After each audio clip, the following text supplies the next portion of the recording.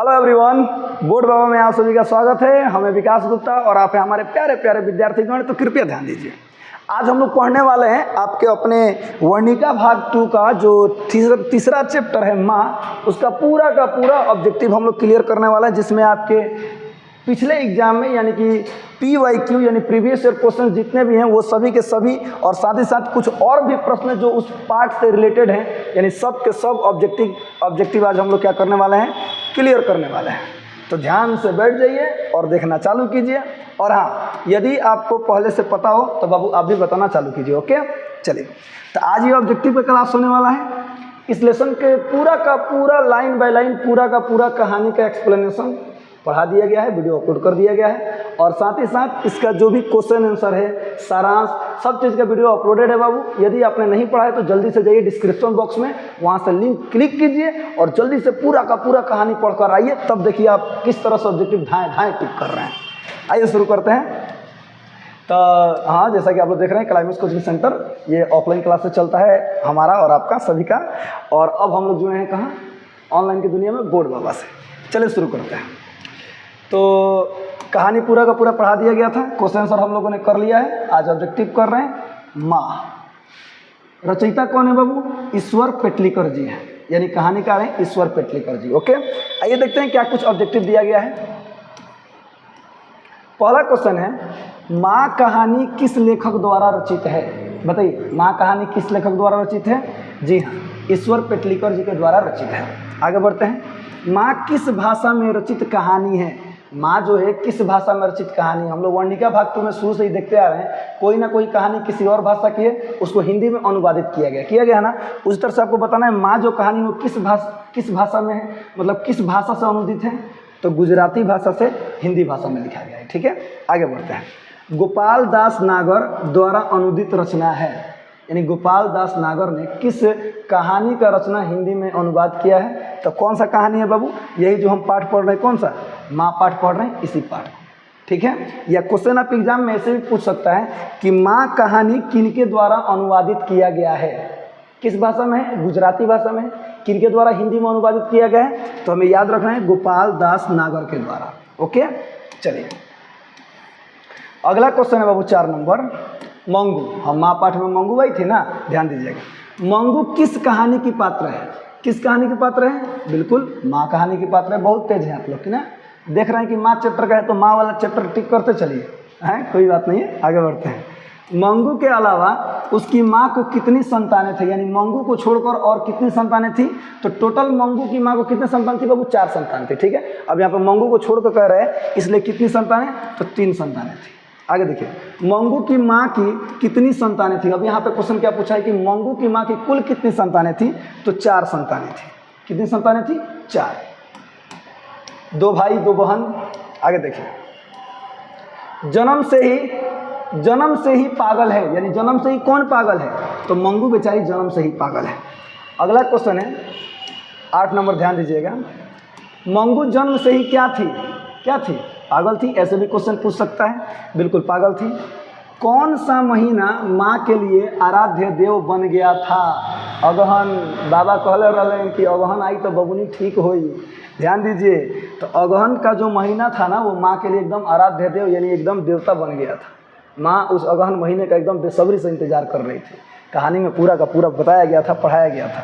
अगला क्वेश्चन है, मंगू की प्राकृतिक मौत को माँ क्या मानती है? यानी यदि मंगू ऐसे ही भगवान उसको मार डाले या फिर भगवान के मौत से वो मर जाए, यानी अपने मौत से मर जाए, यानी प्राकृतिक उसकी मौत हो जाए, तो माँ उसको छुटकारा मानती थी।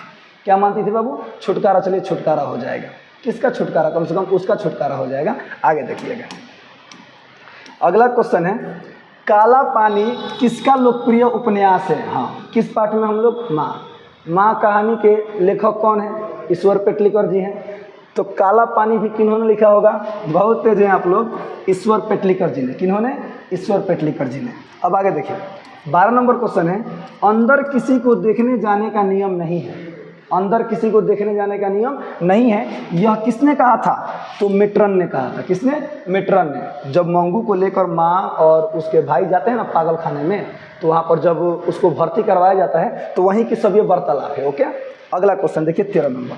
13 नंबर क्वेश्चन लिखा है, मंगू को भर्ती करने के लिए माँ ने किसे पत्र लिखकर बुलवाया? किसे? अपने बड़े पुत्र को ध्यान दीजिएगा, यानी बड़े पुत्र को पत्र लिखकर जल्दी से बुलवाया कि आओ अब मंगू को क्या करते हैं, हॉस्पिटल में भर्ती करते हैं। अगला क्वेश्चन देखिए, 14 नंबर है, मंगू की माँ अस्पताल के लिए किसकी उपमा देती थी? यानी मंगू की माँ अस्पताल की तुलना किससे करती थी? तो गौशाला से करती थी, गौशाला से करती थी। अब आगे देखिए, ईश्वर पेटलीकर कहाँ के लोकप्रिय कथाकार हैं? गुजरात के हैं। कहाँ के बाबू? गुजरात के। अगला है, मंगू कब से पागल है? मंगू जन्म से ही पागल है। अगला क्वेश्चन है, पागलों के अस्पताल में उपद्रवी मरीजों को कैसे रखा जाता था? यानी जहाँ वहाँ पर कुछ उपद्रवी थे ना, एकदम केस खोल को रखे थे, इस तरह एकदम घूम रहे थे। आगे देखिएगा, कैसे रखा जाता था बाबू? तो उनको कमरे में बंद करके रखा जाता था। कैसे? कमरे में बंद करके रखा जाता था। अगला क्वेश्चन ध्यान दीजिएगा, 18 नंबर क्वेश्चन है, मंगू को अस्पताल में भर्ती करने के लिए माँ के पुत्र ने किसका ऑर्डर प्राप्त किया? ओके, किसका ऑर्डर प्राप्त किया? तो सबसे पहले मजिस्ट्रेट से ऑर्डर उन्होंने लिया था। किससे ऑर्डर लिया था? मजिस्ट्रेट से लिया था। ओके, अगला क्वेश्चन है, ईश्वर पेटलीकर किस भाषा के कथाकार हैं? तो बिल्कुल गुजराती भाषा के कथाकार हैं। माँ को कितनी पुत्रियाँ थी? माँ को कितनी पुत्रियाँ थी टोटल? अच्छा, पुत्रियाँ पूछा है वो, केवल बेटियाँ पूछा है। तो कितनी? तो 2 पुत्रियाँ थी। ओके, आगे देखिए, रात में रोशनी जलती रहने से इसे नींद नहीं आती, यह किसने कहा था? पागल खाना में माँ ने कहा था। किसने कहा था? माँ ने कहा था। अगला क्वेश्चन है, माँ जी किसे गौशालाओं की उपमा देती थी? हॉस्पिटलों को, अस्पतालों को? तो देखिए, अस्पतालों को देती थी। ओके, अगला क्वेश्चन है, कौन महीना माँ जी का आशा भरा महीना था? वही अगहन वाला। कौन सा? अगहन वाला। अगला देखिए, माँ शीर्षक कहानी में किसने अपने बड़े पुत्र को घर आने के लिए पत्र लिखवाया? तो माँ ने लिखवाया था ना, यानी माँ जी ने पत्र लिखकर बोला था कि बाबू आओ, बनी के लेके चले गए हॉस्पिटल में। अगला देखिए, 25 नंबर क्वेश्चन है, खून की सगाई किनकी प्रसिद्ध कहानी है? खून की सगाई किनकी? जिस चैप्टर में है, जो इसका रचयिता है वही ना। तो कौन है बाबू? तो ईश्वर पेटलीकर की। किसकी? ईश्वर पेटलीकर की, याद रखिएगा। अगला है, मंगू की बड़ी बहन का नाम क्या था? कम्मू। क्या नाम था? कम्मू था। कम्मू उसका नाम था। आगे देखिए, अगला क्वेश्चन है, 3 गोरे निष्णात डॉक्टरों ने एकमत होकर मंगू के पागलपन का क्या निदान प्रकट किया था? यानी मंगू के भाइयों ने जब बड़े बड़े डॉक्टरों से जब पूछा था ना, तो उन्होंने क्या बताया था? कि पागलपन मिटाना संभव नहीं है। अगला क्वेश्चन देखिए, ईश्वर पेटलीकर की रचना है। ईश्वर पेटलीकर की कौन सी रचना है बताइए? लाल पान की बेगम, खून की सगाई, ढहते विश्वास की सिरचन। अभी देखे थे ना, कौन? खून की सगाई है इसमें, यानी इन चारों में खून की सगाई है। ओके, अगला देखिए, किसके पागलपन में सुधार देख लोग मंगू की माँ को अस्पताल जाने की सलाह दे रहे थे? गांव में एक और लड़की थी, कौन? कुसुम, जो पागल हो गई थी और फिर जल्दी वो क्या होती, 2-3 महीने में ठीक होकर घर आ जाती है। उसीलिए मंगू की माँ को भी लोग कहते हैं कि मंगू को भी हॉस्पिटल में क्या कर दो, भर्ती कर दो, वो भी ठीक हो जाएगी। अगला क्वेश्चन देखिए, मंगू की उम्र कितनी थी?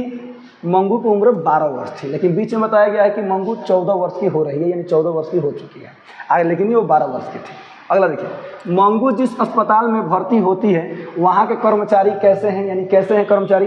तो व्यवहार कुशल थे, यानी कि बढ़िया थे, उनका व्यवहार भी अच्छा था, कुशल था, अच्छे थे। अगला है, इस तरह पागल पुत्री को तो एक माँ ही पाल सकती है। इस तरह पागल पुत्री को तो एक माँ ही पाल सकती है, यह किसकी उक्ति है? ये कौन कह रहे थे? तो समाज के लोग कह रहे थे, अगल बगल के लोग कह रहे थे कि इस तरह से एक माँ ही अपने बच्चे को क्या कर सकती है? पाल सकती है। अगला क्वेश्चन देखिए, अगला है लास्ट क्वेश्चन है, माँ जी में मंगू को अस्पताल में भर्ती करने के बाद क्या परिवर्तन है? यानी कि माँ जी में क्या परिवर्तन हुआ जब मंगू को उन्होंने हॉस्पिटल में भर्ती करवा दिया? सबसे लास्ट में था ना, माँ भी पागल हो गई थी। तो माँ भी क्या हो गई थी बाबू? पागल हो गई थी। तो ये था पूरा का पूरा ऑब्जेक्टिव हमारे माँ चैप्टर का, यानी 3rd लेसन, यानी माँ चैप्टर का पूरा ऑब्जेक्टिव था। खूब बढ़िया से आप लोगों ने पढ़ लिया, समझ लिया। पाठ एक बार जरूर पढ़िए, हंसते रहिए, मुस्कुराते रहिए, हमेशा खुश रहिए और जुड़े रहिए अपने बोर्ड बाबा के साथ। मिलते हैं अगले वीडियो में, तब तक के लिए जय हिंद।